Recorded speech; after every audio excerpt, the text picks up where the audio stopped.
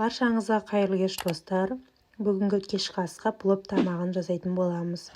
Өте оңай әрі тез дайын болатын, үйдегі бар затпен дайындалатын тағам түрі. Алдымен ошағымызға от жағып, қазанымызды қыздырып аламыз. Егер де жасап жатқан тамағыңыз дәмді әрі тәтті болып шықсын десеңіз, онда тамағыңызға міндетті түрде құйрық май қосыңыз. Тураған құйрық майымызды қызып тұрған қазанға салып, бірінші шыжғырып аламыз. Құйрық майымыз шыжғырыламыз дегенше етімізді жақсылап жуып алып, содан кейін осылай төрт бұрыштап тураймыз.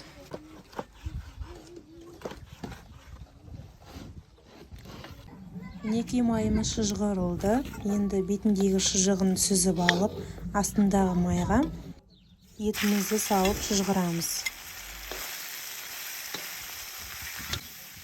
Етімізді жақсылап араластырып, бетіне қазанымыздың қақпағын жауып қоямыз. Енді етіміз дайын боламын дегеншеден жуасын, сәбізін аршып, жақсылап тураймыз. Жуамен сәбізімізді сыртын тазартып алғаннан кейін жақсылап тураймыз.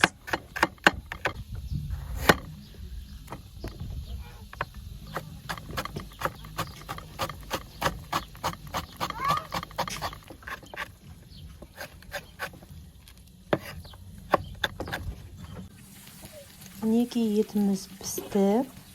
Ендігі оны бөлек ыдысқа салып аламыз.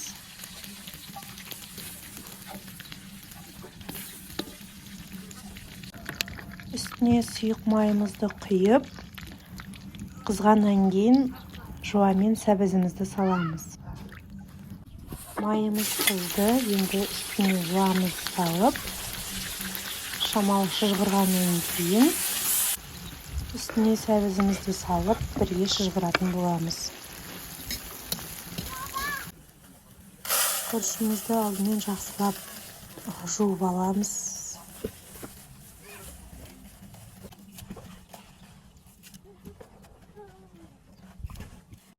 Мінекей сәбізіміз жұмсарғаннан кейін үстіне етті салып, бірге шыжғырып, дәмдеушілерін қосатын боламыз.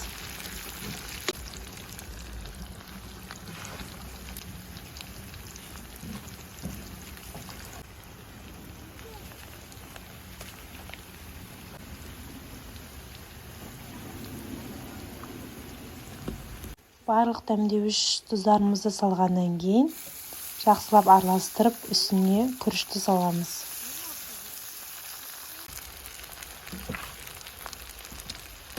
Күрішімізді салып болғаннан кейін үстіне міндетті түрде қайнаған ыстық су қосыңыз. Мұздай су қоспаңыз, өйткені ол күрішіңізді езіп жібереді.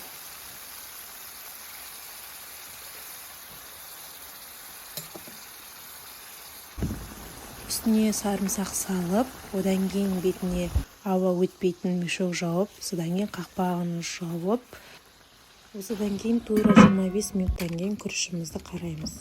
Астындағы шоғын азайтып қоямыз. Пловымыз дайын боламын дегенше салат жасайтын боламыз. Өте оңай әрі тез дайын болатын салат түрі.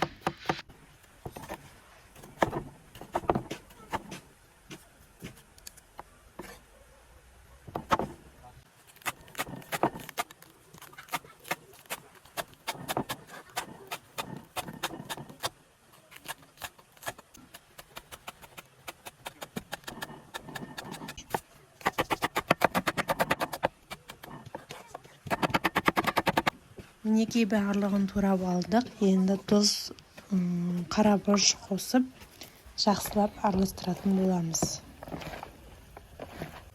Мінекей 25 минут өткеннен кейін жаймендеп күрішімізді қарай береміз.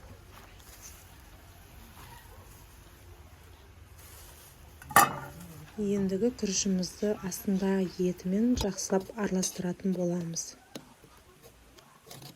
Кешкі асқа арналған тамағымыз дайын болды. Сіздерге жасауға кеңес берем. Өте дәмді шығады, әсіресе даладағы ошақ қазанға жасасаңыз. Сіздерге ас болсын, лайк басып, комментарий жазып кетіңіздер.